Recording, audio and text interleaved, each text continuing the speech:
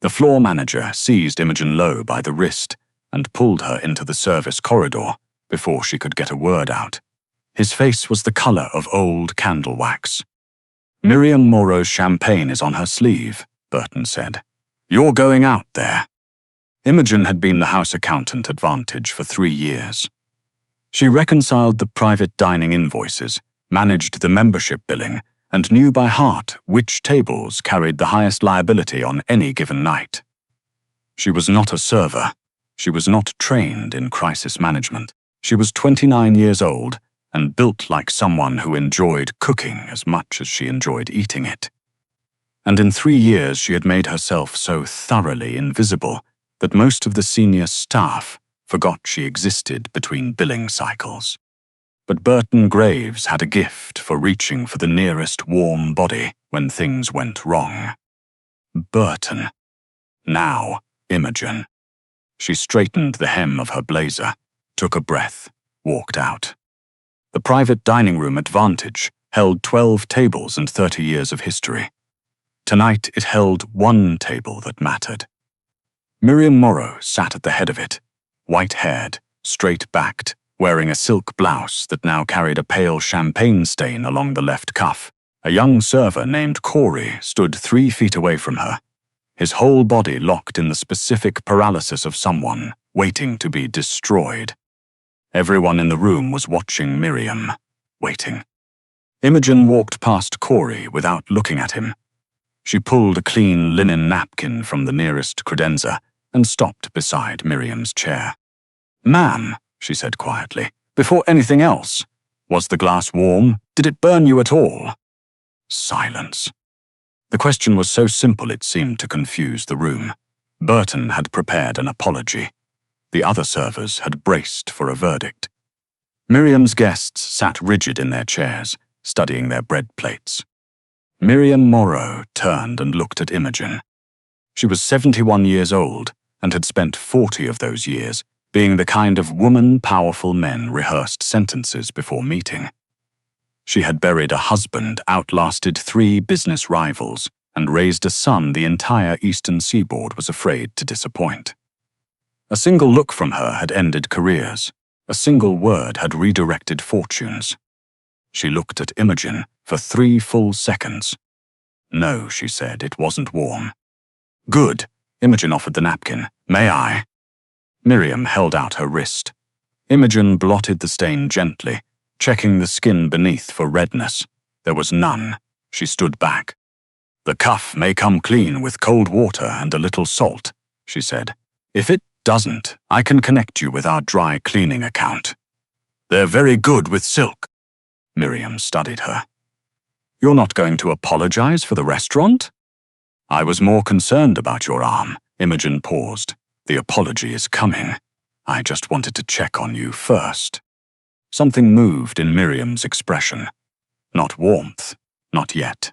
Closer to attention, the kind that arrived when something genuinely surprised you.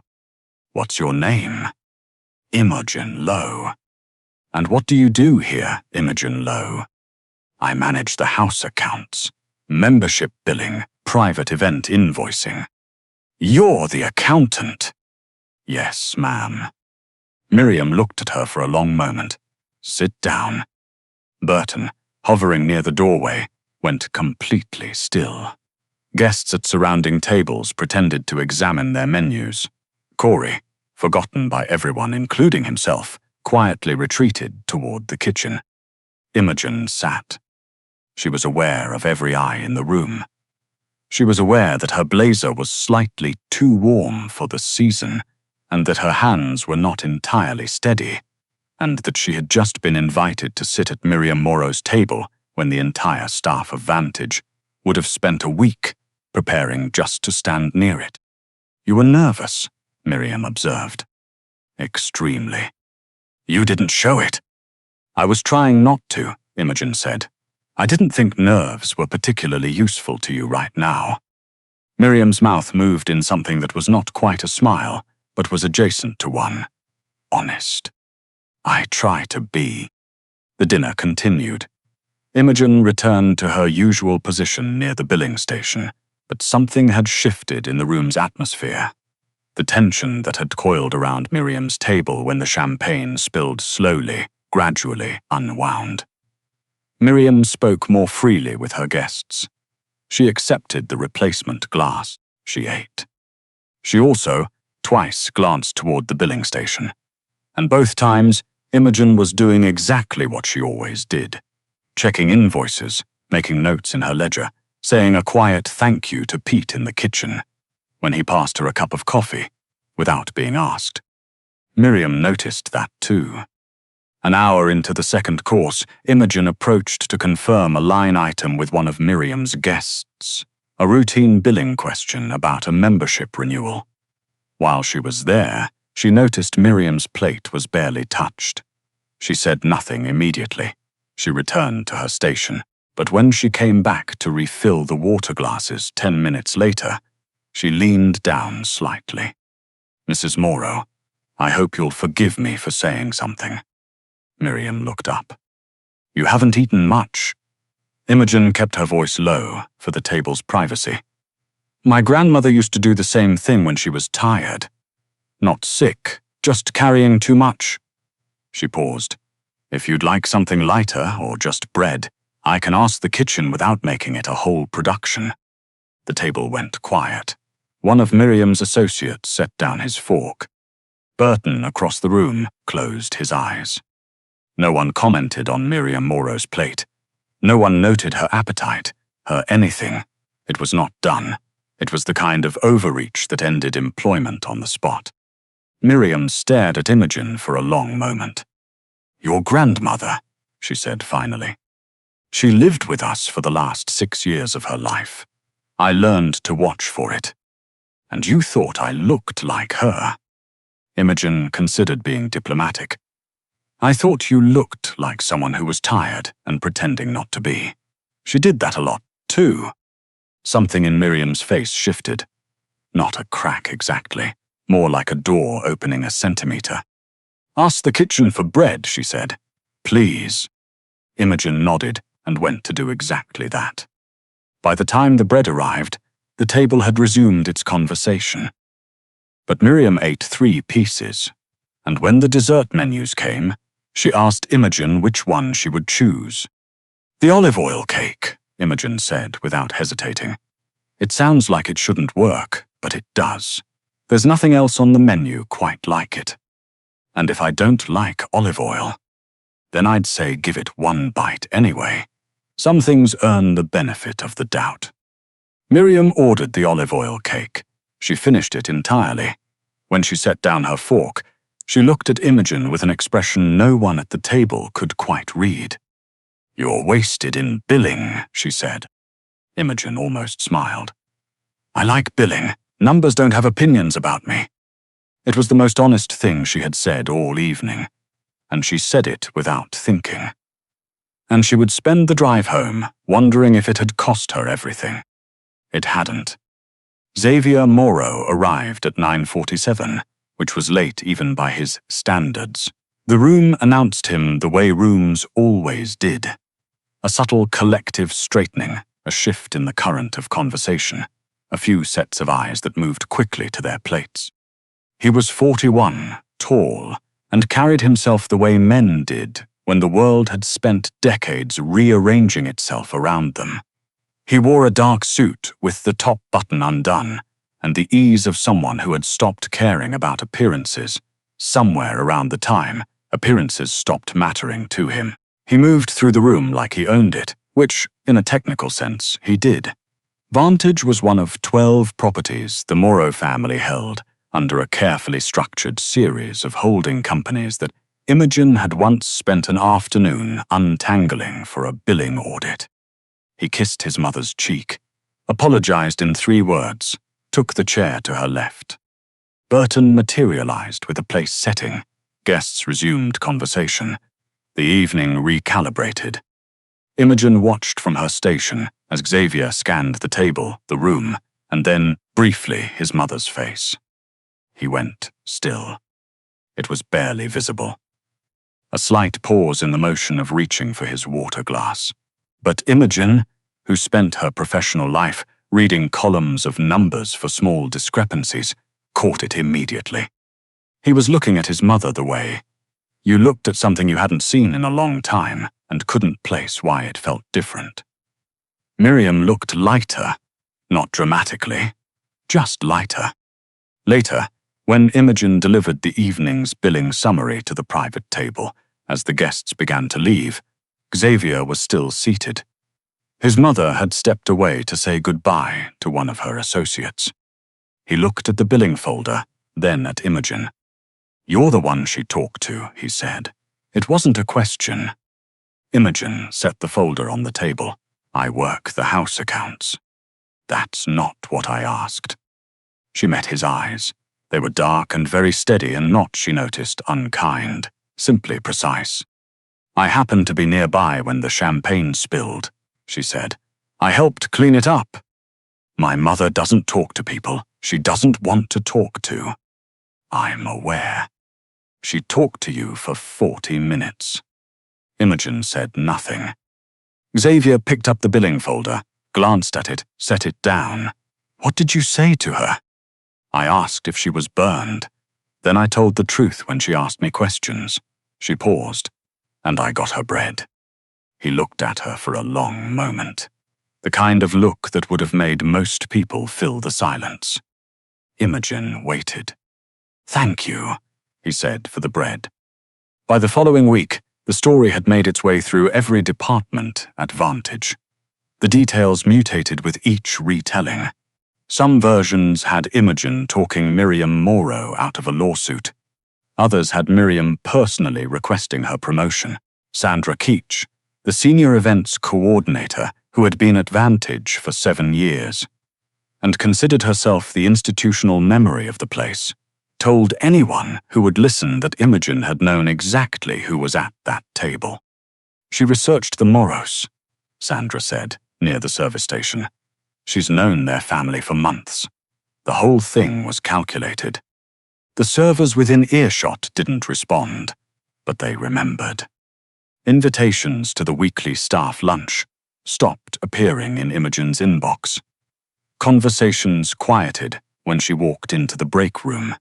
One of the newer hostesses stopped asking her questions about the billing system, turning instead to Sandra, who didn't actually know how the billing system worked. Imogen noticed. She had always been good at noticing things that had nothing to do with numbers. She said nothing.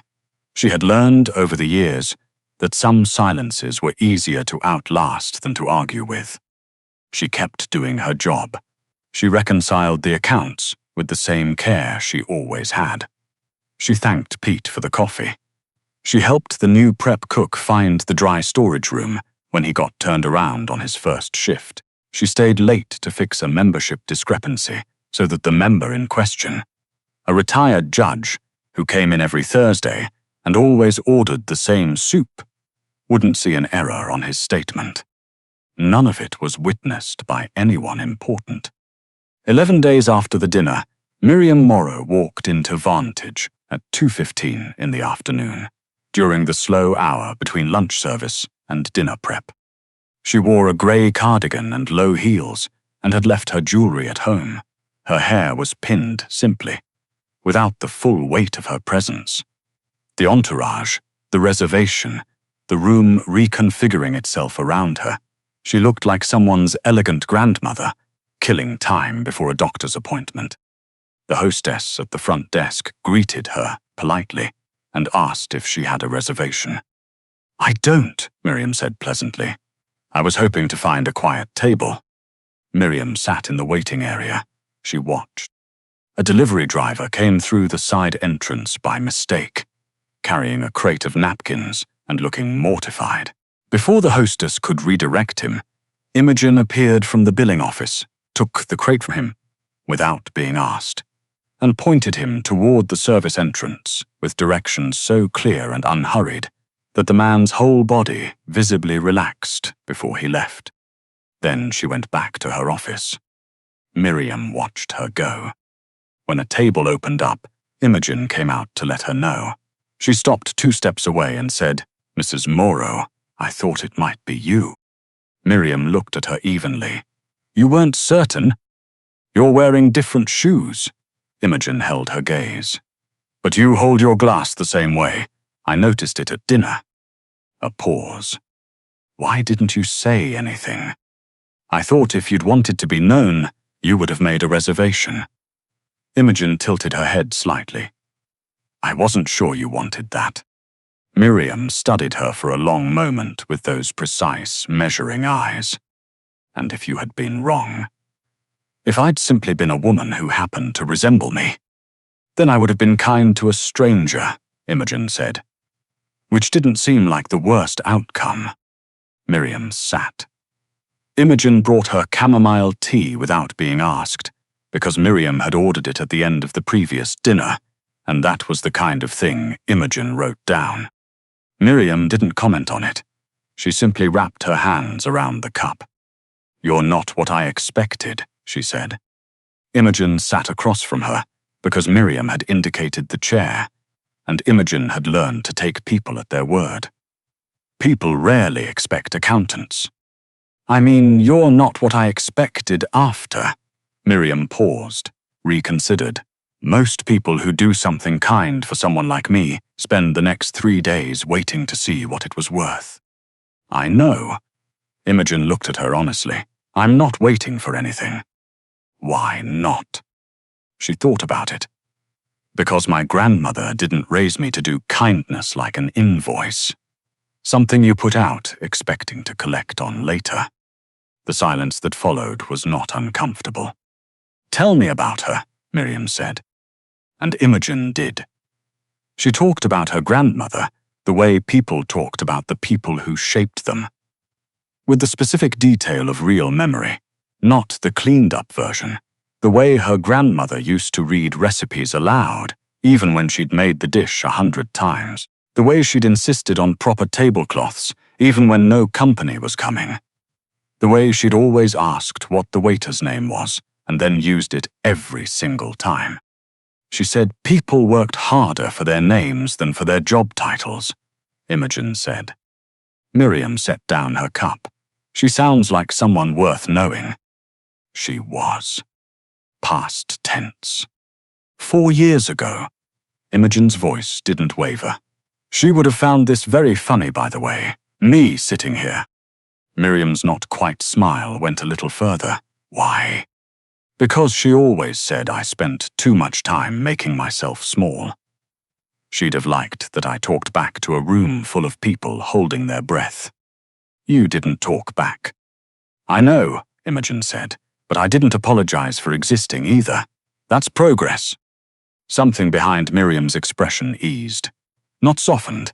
Miriam Morrow's face was not built for softening, but something inside it settled. The next time Xavier saw his mother, she was at the family estate, sitting in the garden with a cup of Earl Grey, and she told him about the accountant. He listened without interrupting. He asked one question, about the shoes. Miriam repeated what Imogen had said. I thought if you'd wanted to be known, you would have made a reservation. Xavier was quiet for a long time. She protected your privacy, he said finally. She prioritized it over the chance to be noticed. Miriam looked at her garden. Do you know how rare that is? He did. He had spent 15 years in a world where proximity to power was the currency everyone was trying to earn. People traded information about him. They name-dropped him in rooms he'd never entered. They used every brief encounter as collateral for the next one. The idea of someone actively choosing not to, choosing to give him an ordinary afternoon, asking nothing for it, was almost outside his frame of reference. I'd like to meet her properly, he said. I thought you might. Miriam picked up her cup. Don't make it something it isn't yet. She doesn't respond well to being managed. I don't manage people. Miriam gave him the look she had been perfecting since 1987. You manage everyone. It's how you stay alive. She paused. Just talk to her, like a person. The introduction happened at the Morrow Foundation offices 3 weeks later. Miriam had asked Imogen to consult on a community dining initiative, a program she'd been developing for 2 years, built around the idea that charity should not feel like charity. Real tablecloths, proper menus, staff trained to treat every guest identically, regardless of what brought them there.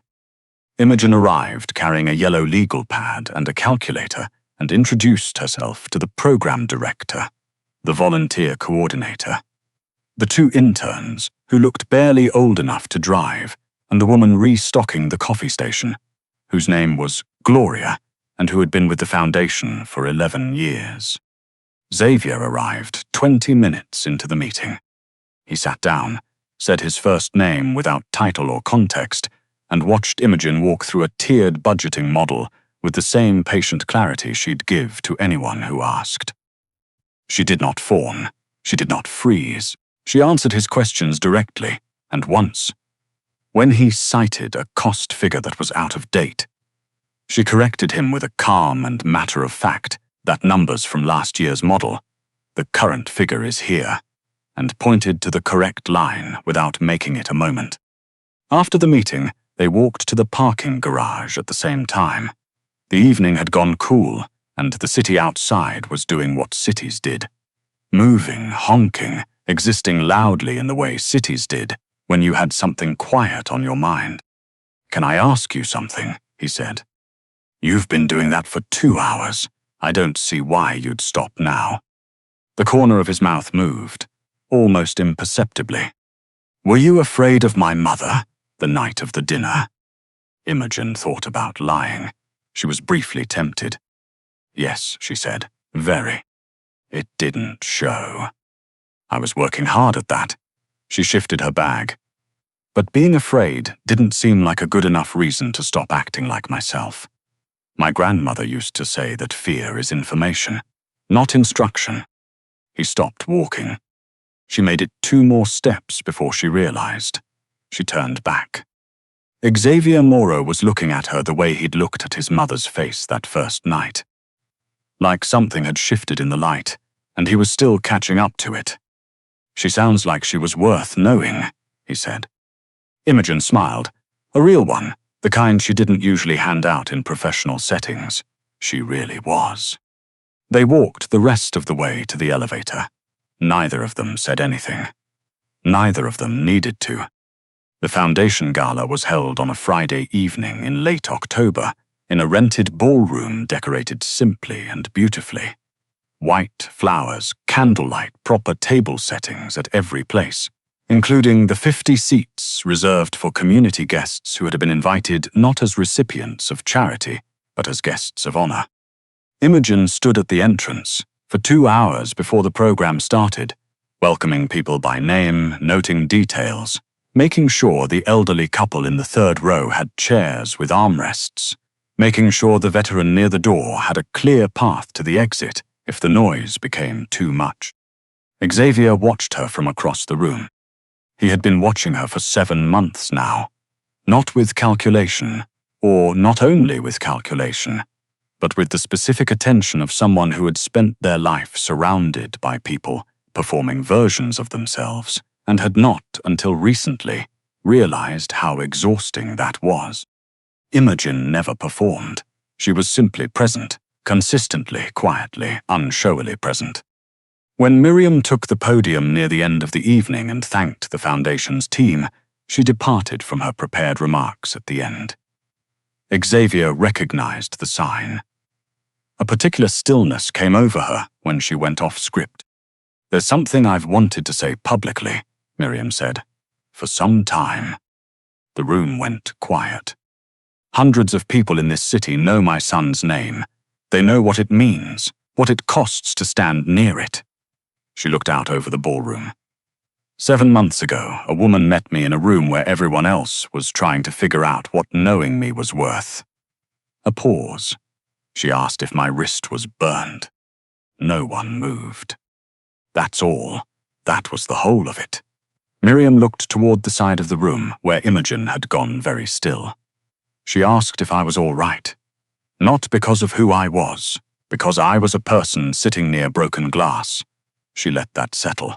"I have been known my whole life. It is not the same as being seen." 3 seconds of silence. Then the room came apart with applause. Imogen stood through it, with her hands at her sides and her eyes bright in a way she would have found embarrassing if she'd been aware of it. She was thinking about her grandmother, about proper tablecloths and asking people's names, about how her grandmother had always said that kindness was only real if you'd give it to a stranger with nothing to offer you in return. She had spent years making herself invisible, not because she wanted to disappear, but because the world had trained her to believe that taking up space was something she needed permission for. She had been wrong about all of it.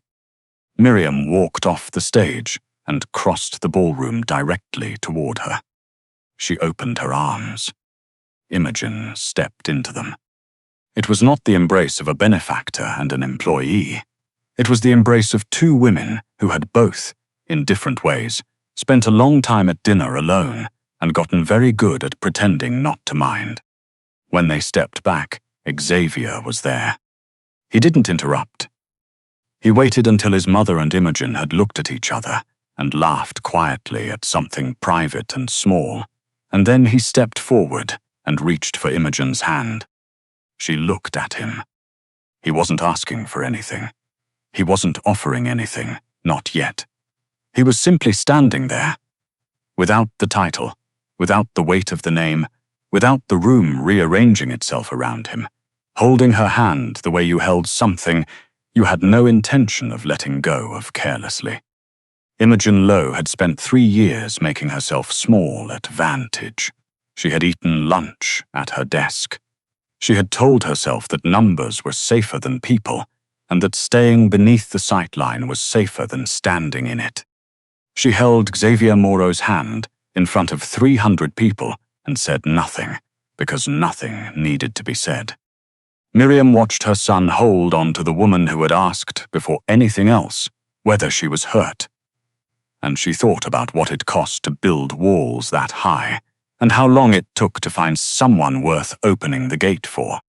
A long time, she thought, but not forever.